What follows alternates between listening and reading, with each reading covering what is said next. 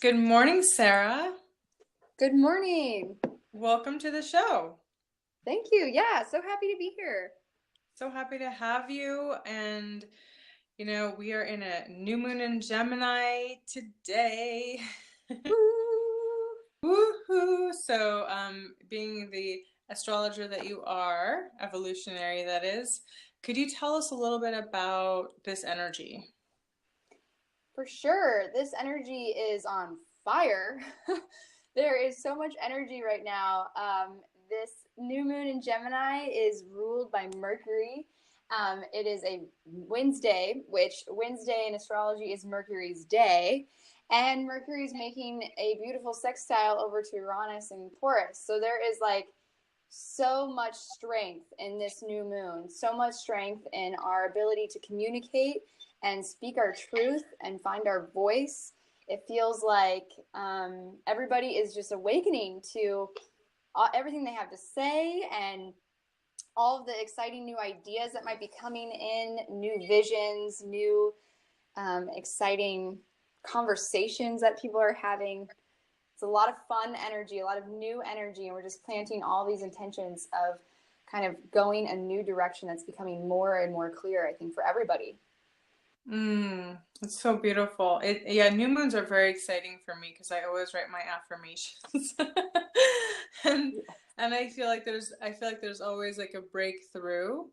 But, also people can also feel a little bit moody and, sometimes people feel emotional when there's a new moon, Yeah, and I think that correlates to the idea that in this part of the cycle, we have to remember it's a new moon. It's really exciting, but it's a dark moon. So it's the darkest phase of the moon. And it's kind of attributed to that point where we plant the seed in the ground. And let's say we're planting, corn. We know we want to grow corn, so we're going to plant the seed and then we're going to cover it up with soil and then we're going to walk away from it. And we can't just sit there and stare at the ground and expect to see corn, overnight. Mm-hmm. And we can't dig up and doubt what we once planted in faith. Mm-hmm. We can't just be in a rush. There's a lot of trust and patience and kind of that taking that time behind the scenes to really plant those seeds within, and then knowing that throughout time it will unfold as we just nurture that intention for the 6-month cycle of this moon. So that's really I love working with the moon and the new moon intentions, because I always write my intentions as well, and then I keep them. And 6 months later, when that cycle is complete, we're back at that full moon. I'll look back and I'll read and I'll just say wow, it happened, we don't even know it's happening when it's happening. Wow. It's so fun. That's a great idea. I never thought about keeping it. What I heard is burning your intentions. So that's an interesting concept, because yesterday I was already inspired and I wrote new moon intention.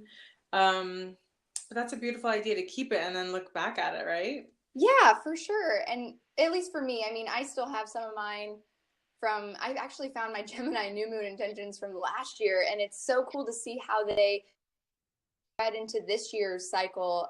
There's some similar threads and parallels into the idea of really opening our mind. Gemini is all about the mind, and I think there's a lot about just opening our mind, being more accepting and tolerant and just open and curious and questioning things and within ourselves and our old stories, and then also with others, giving people more space to just be by opening our mind. So there's a lot of energy right now, especially around I found, and I know we were kind of talking earlier about just finding our voice and speaking our truth, and kind of the energy of you become aligned with what's authentic for you, and then how do you live that out in a way that's not harsh? How do we not have to prove it? How can we just live it and be it in a graceful way? And I think that's where it's a new moon, so let's honor it by planting it within first. Get solid in, do it under, so beautiful, and then we'll bring it out. Oh, I love it. Yeah, I think that's so important to take your time and understand that things do take time. We all want everything to happen right this second. Who doesn't? I do. Yeah. But, patience is a virtue, as they say. Oh, yeah. That's why I love Kuan Yin so much, and she's like one of my leading goddesses because she reminds me over and over and over and over again about patience. I'm like, no, okay. Oh, I was like, when I finished writing my workbook, I told my dad, and my dad was like, "You're done with Kuan Yin, but is Kuan Yin done with you?" Yes.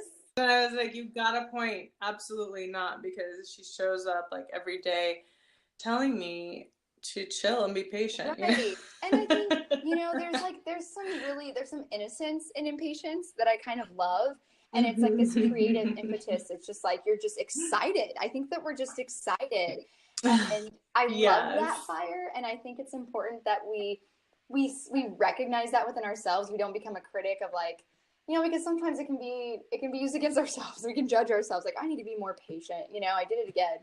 And that's where I think the going inward and finding time, like almost solitude, or finding like a sanctuary in a sense, where you go within and you really do this ritual for this new moon to get clear on these intentions and let that fire out a little bit, like write it out in your own space in private. I know we were talking about some things I was writing last night. It's like, I don't have to like give it all out. I don't have to, throw it out into the world yet. It's like, first, let me just give it the space to live and breathe kind of in that darker space in solitude and sanctuary. And then, through time, through patience, it will evolve with more goodwill and more of that Kuan Yin compassionate energy.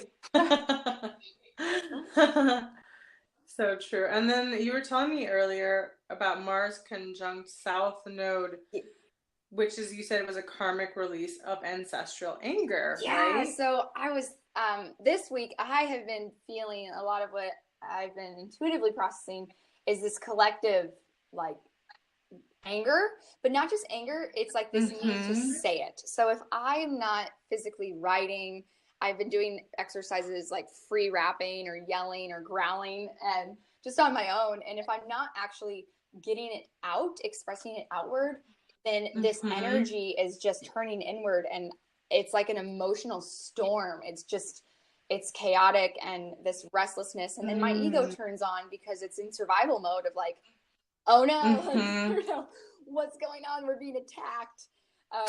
So it's just been so healing to just give myself the space to like let it out, because in this chart, and Mars is about to station retrograde. We talked about that before, in just a couple weeks. And he's going to cross back over the South Node again. So I think we're being shown this theme right now in this new moon. It's like this, how do we relate to this energy, that this anger, it's so charged. I think it's really important what we talked about, you and I, that we recognize it's not present tense anger.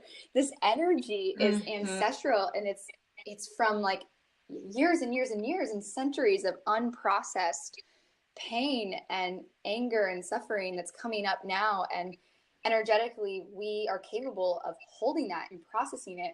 But this is our challenge. How are we going to do that in a way that's not going to just start another war, whether that's a war against ourselves or against another human? Like, how are we going to channel this energy collectively, hold space for it, and honor it? You know what I mean? Like, it deserves to be witnessed, but not just use it to fuel another fight. Yeah, that's so important. I think the most important thing is just the conscious awareness, and like you said, I know I tuned into that this morning when I did a prayer for my entire lineages, because I have, mother, father, and then so it was for the ancestors that came before me, those that passed and those that will come, in the future, to clear their path and but just a really deep cleansing, healing prayer. You know what it was? It was clearing out the shock and trauma and the pain that passes down, because I do know that there was a lot there that I didn't even realize at some point, but then I did become aware of the certain tragedies that had happened, and such as war, and really what lineage in this earth hasn't been through war, Right. One way or another, whether it was your great grandfather, those memories, those survival fight or flight and all of that stuff, that terror and whatever occurred, if they were fighting, it does get passed down through your DNA, that memory. I've had many dreams in the past about war, and I'm like, that's so weird, Right. of hiding in war, running, like really intense things. And then I've noticed like my ancestors come through me a lot, like, and in a way it's a blessing too, but sometimes it can be intense, like the pain that they went through that I didn't even know existed. They'll present it to me, and it will come through me almost like a wave of an emotion. But I've had ancestors come to me and literally ask me, can you heal me? And I'm probably not going to share on this show, but I was absolutely blown away by like the tragedy that they went through, and how they carried that, and then I carried that too inside of me. And so their liberation is my liberation. Yes. My liberation is their liberation. We are co-created and co-connected. So when you're feeling something, you guys, and it's coming up, just to know, if you're like, I don't know why I'm feeling this way, why? Well, you know what? There's probably a reason. It could be a lineage thing. We don't know the stories of our ancestors as much as we could or should, or, we're not always that lucky. But if you just make the intention that I'm going to clear this, and I'm doing it for me and my lineage, those that came before me and those that came after, I really believe that those intentions can make such a difference. Don't you think? Oh, for sure. And I think it's important to always remember that, and having Mercury in Cancer moving really, really fast right now, it's like our mind, emotional body connection, it can be helpful or very harmful depending on our, like you said, awareness of where it can come from. Because the second an emotion comes up, if we don't have the awareness that this emotion could just be something such as, an ancestral kind of like processing, or even you could just be picking up on something collectively present, but not necessarily personal, then the mind's job is to identify and context those emotions. It's a safety survival mechanism. It's trying to identify where it's coming from in order to keep you safe. That's, quote unquote. So it's like knowing that the mind will find something to blame for this anger present tense, if you're not aware that it could be something completely outside of the present moment. So it's like making friends with your mind and, and your emotions, not judging them, I think is so, so, so valuable, so that it can be witnessed without being, because otherwise we're just going to hold on to it again. It's like biting the bait, and it's like, and then we, for me, it's a lot of times in personal relationships. I know that a lot of the anger that I process as a woman, it's that ancient anger of kind of towards men.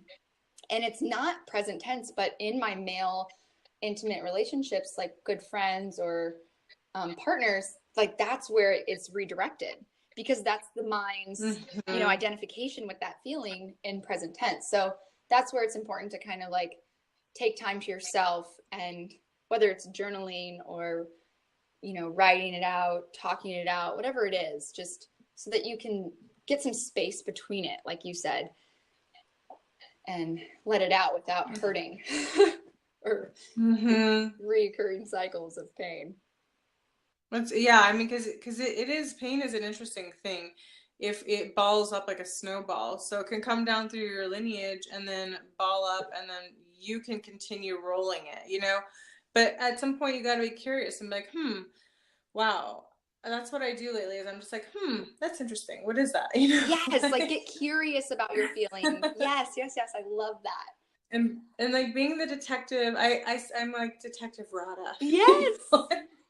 I'm a detective. I don't need to be nosy about what other people are doing. I'm more curious, like what's going on in my inner world. And then with my clients, like I'm a detective helping them. Let's find the little trail of where this is leading. Where is it coming from? Where's the origins? Like it's a very curious and interesting thing. You have to have a bit of curiosity about you. and be willing to explore and sort of think of it as an adventure. Adventure in clearing, adventure in healing. I love that. My theme this week was like keep the hunt fun. Have that investigative but curious mind that's like, ooh, what's this? Don't identify with it. Don't get swallowed by it. Don't become, don't get so in it that you're entangled and enmeshed in it. Keep that space. And I think that's where that neutral mind, whatever practice helps you maintain that neutral mind. For me, it's meditation, but whatever it is, so that you can stay curious, and stay in the present joy while kind of like playing around with like, ooh, okay. Like I've been growling a lot this week and that's kind of funny, I love that. The second I'm in the woods. I should be howling. Yes. I'm like, the second I can't laugh about the crazy shit I'm feeling and doing is the second I've lost my ground, so staying. Yeah. Actually, that's really important too. I think, Gemini's air, and there's a lot of this mercurial, like everything is just, it's like a windstorm, it can be. So it's just so important, again, to stay grounded. Make sure that you're really grounded in your day to day. Look around and make sure like, oh, everything's okay. Like it's not now, and that's okay. Oh, that's beautiful. I think humor is so important too through this whole process. We're on an evolutionary path that we've never really been on before, as a collective in this sort of way. And I think we're gonna come against some stumbling areas, some roadblocks, and we just sort of have to stop and laugh at ourselves and the whole thing sometimes. Because otherwise you risk just going crazy. So you might as well have a sense of humor while you're at it, right? No, exactly. I think I sent that to my friend earlier this week. I said I was grateful for humor, because I was like, humor is the precursor to any humility, and it's like, if I can't have humor, if I'm taking myself too seriously, then I'm not going to be able to just admit that I'm feeling anger right now without that meaning that I'm an angry person, Yeah. And then, we were talking about it earlier too. We had a conversation earlier, guys, about how, especially as women, that we're taught like anger is really not an emotion you should have, that you should be sweet and pleasing. But then what happens is there becomes this like rage, because when you suppress something, it's like you're not allowed to be angry. You have to smile and be pretty. And that's just not reasonable. It's you guys. It's not realistic. Like it's not gonna happen. No. So forget it. Yeah, and I was even, this week, that's been a lot of what the shadows that have been coming out is feeling like an either or, a duality. And this is where using the energy of this Gemini moon can be really helpful, because Gemini is capable of seeing both sides and holding the paradox and not having to pick both sides. Like it loves the fact that you say one thing, it's like, what about the other? It's very curious in that way. And it's like, we need to be doing that with ourselves. Like, why aren't we speaking about anger? Like, why aren't we letting ourselves admit that we feel that anger? And for me, like you said, it's because then what do I have to give up? The idea is I have to give up my integrity to be a good person or to be pleasant. I mean, those things seem obvious, but at an even deeper level for me, it was like, I value being a compassionate person. I value being somebody who's, tolerant and accepting of people. And I don't want to be harmful. So it's like this fear of anger and of power, because we see it misused and abused. But it's like, what if there's a way to, what if it's not one or the other? What if there's a new story we're all developing? That's beautiful. It's beautiful and it's very important. And especially, for women, men, if you're listening, please understand that women grew up with a very different set of rules than you. We're always taught as little girls, be a good girl, smile, be nice, whereas guys can say things like, I don't like that. They can react in a way that's quote unquote acceptable. In other words, men, you're allowed to be yourselves much more than women have been allowed to be ourselves. It's hard for you to comprehend, but that's just how it's been. you know? I think it's super interesting too. I actually love that you brought this up because I was studying this a few months ago around the opposite is also true. It's like, yes, men are more comfortable with their anger and with that masculine energy. But on the same token, as we've been kind of segregated from anger as women, men have been segregated from, you know, those more nurturing and good. And there was I was in one of astrology books I was reading and studying, especially with Cancer energy, in childhood, you know, it's like you're either a boy or you're good. And so as a girl, it was like, okay, I'm a girl, so I'm good. And then we kind of go down that path. And a boy, it's like, well, you know, they're not made to be like girls, and they're different. And instead of saying you're good, you're just different, now they've kind of identified as like, oh, well, I'm not going to be the good one, you know? And so I like being a bad boy. It's like it goes both ways, you know? It's it's so true. It's true. Men do need to connect with their divine feminine within and their emotions, especially, where they're not allowed to show their emotions. Yeah. It's so polar opposite, right? In a different way. The polarities are so extreme and they're so harmful, and it hurts so much for both parties, because if a woman's not allowed to be in her true emotions or show emotions that are quote unquote ugly and not pretty, but men also can't show, they can be angry and, you know, warlike, but they can't show their soft sensitivity. And that also hurts the feminine, you know, that hurts us too. We want to receive that as well. Yeah. And I think they do deep down, just like women, you know, we're women, so it's obvious we know what we're feeling, and it's this awakening to like, I want to be able to just say I'm angry. I want to be able to just express this, and I don't want to be identified with it. And I think as we step into and heal that within ourselves, that is simultaneously, consciously or unconsciously, doing the same for men in the opposite realm of like, you are allowed to express the fact that you're scared. You are allowed to express the need for comfort. You know, like it's okay to want to feel nurtured or feel sad. And even if they aren't awake to that, or if they are, or whatever, I just think it's like, let's do our work. You know, as women, it's like, let's support each other and hold each other, that we can be compassionate, beautiful, caring, nurturing, and have anger. And like, and be wild and have our power too, you know. And I was telling you earlier how, like, in one of my acting classes with Howard Fine much earlier, at the certain point in my life, I could not stand in my rage or my power.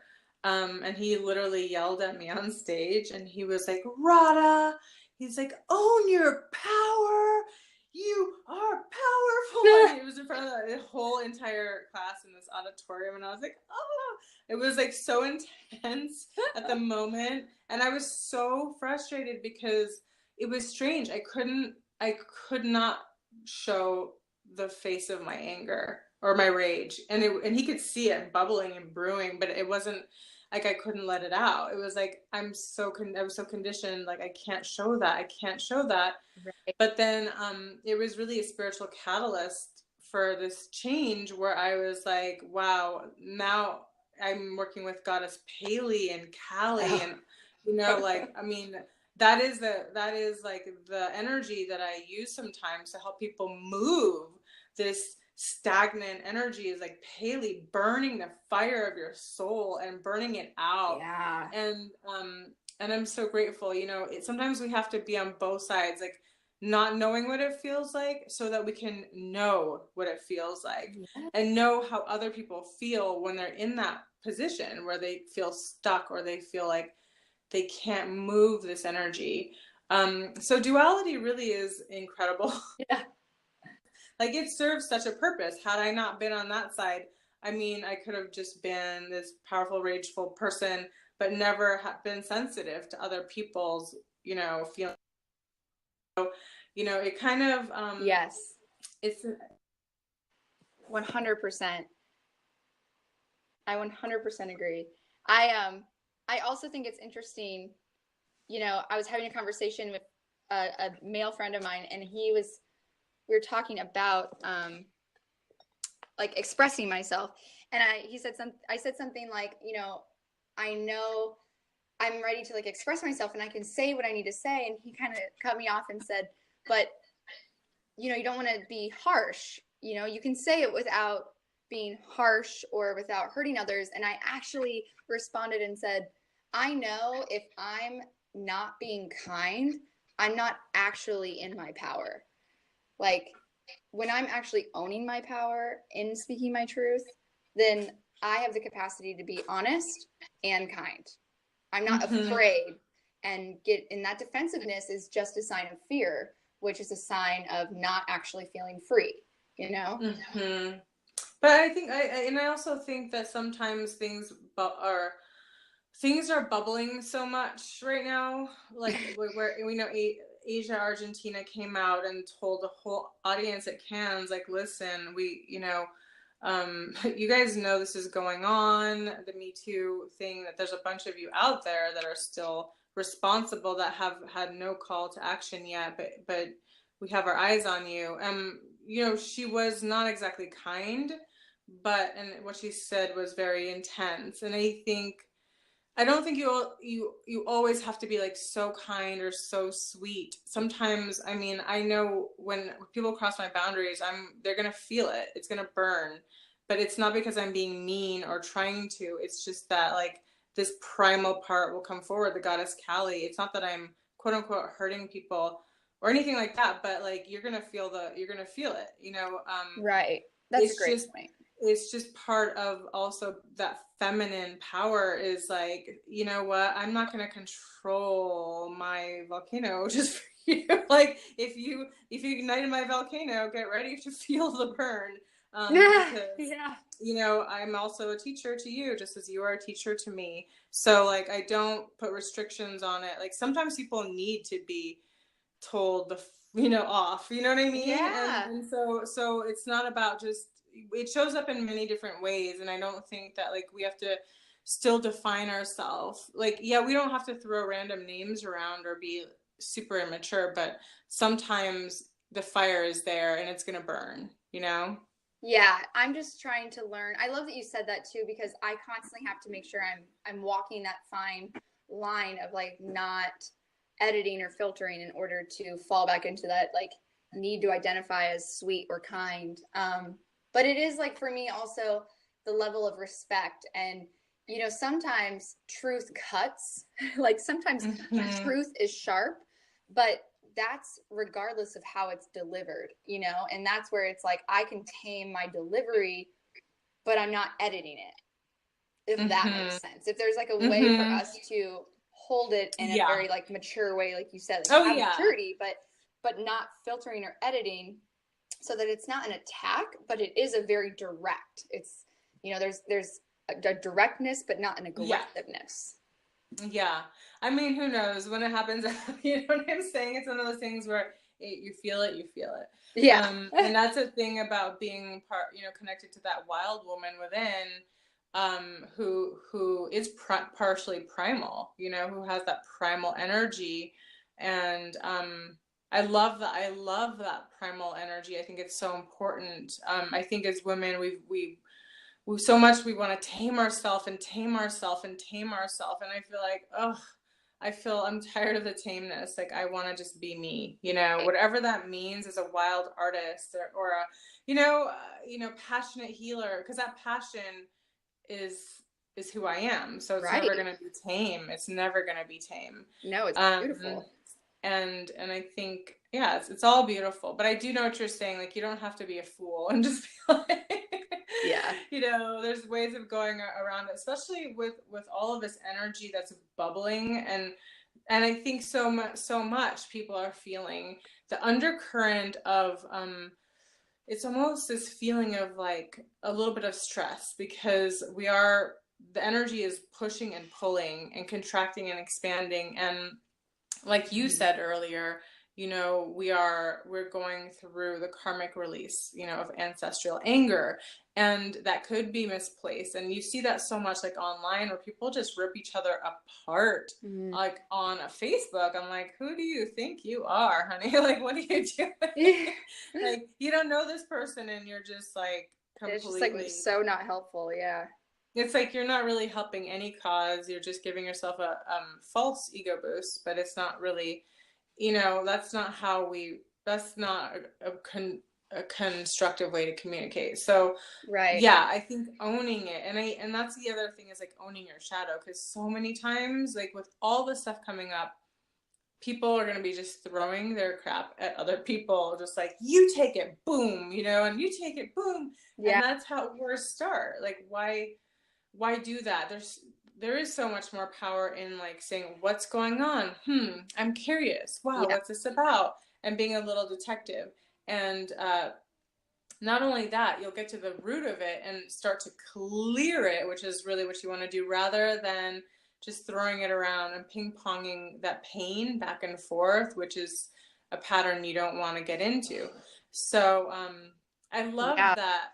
I love that we're in such a place where we have the ability to release so very much. And I just think it's important. It's a great opportunity, guys. We're in a time of massive change. If you don't feel it, I don't know what to tell you, because I feel it every day. I feel the pulse and the vibration of the energy shifts, and I can feel it, you know. And it's like being in the ocean with a current and the tide, and it's just moving. It's not stopping at all, and it will never stop as far as I'm concerned. Like, it ebbs and flows. Sometimes it gets a little bit cooler, but we're moving to such a place where it's going to get worse before it gets better. That's my bottom line, right? Well, and perceivably worse. You know, it's all comes back to just like we're shattering.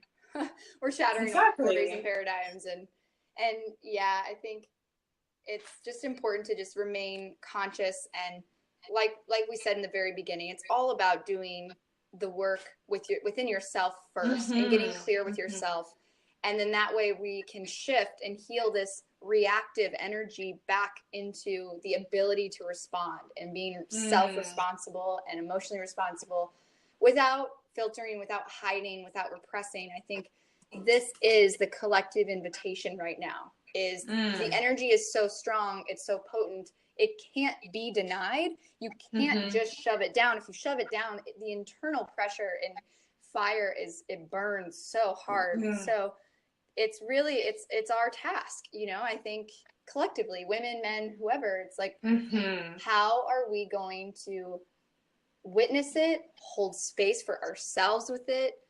Like, what are we going to do with it? You know, like, what are we going to do with this fire?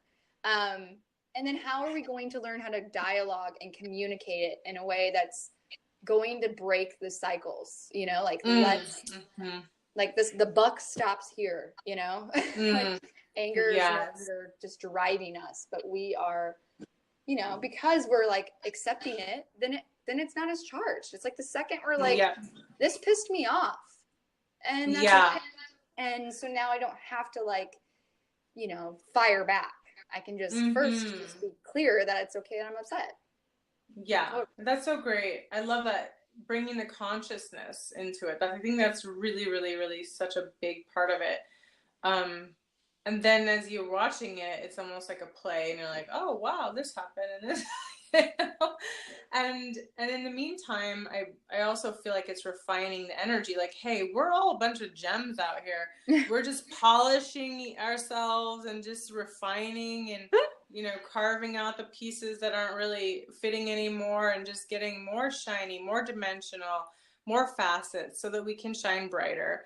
You know, it's not always a beautiful process, but I feel like it's very liberating and very exciting. And there's so much out there, you know, that you can turn to, like astrology. You can book a reading, you know, with you, or get a healing session that I offer, or, you know, there's just so much out there right now, that so many tools that you can use to journey, so that it's really working for you and with you, the energy and what you're going through. And I just say, take the opportunities, check it out. I'm going to post your website below so people can get a hold of you. Yeah, that sounds great. I would also just say, tell people to just look at their chart and see where, 22 degrees of Gemini lies in their chart, and know that that's where the intentions are, whatever house that is. And also wherever Aquarius is in their chart, to just be mindful of this Mars energy, this aggressive energy. There might be some insight into where they can channel that fire, in order to alchemize it, transform it, and have it be a creative, resource rather than just a fuel that burns us from the inside out. That's so beautiful. I think that's so important. Being creative is the most incredible thing, because that energy is used to create, Yeah. And even with a feeling like rage, or even feeling sorrow, writing a poem, or painting, or whatever it is that you feel drawn to do, or dancing, moving your body. It's like, that's how great poetry is made, right? It's like, you feel all the poetry that I ever wrote was like when I was in a place like, and it's so good. Yeah. It is so because good. Like I utilize that energy to create, and just like you did with your gorgeous poems. Do you want to read one of your poems before we get off the call? Yeah, that's a great idea, to kind of just, I guess, put action behind the preaching that we're doing. Exactly. Yeah, I'd love to. Okay. Yeah, I'll read this one. Yeah, I was just telling Radha that last night I just had this fuel come in, and I knew it needed to come out. So I took some time in nature at night and stomped around, growled, and this is kind of what came through for me. So here it is. First, she found love. Then she found her voice. I would be scared if I were you. She's liberated, uncaged, and consciously channeling rage. Speaking, screaming, passionately loving. She will not be silenced.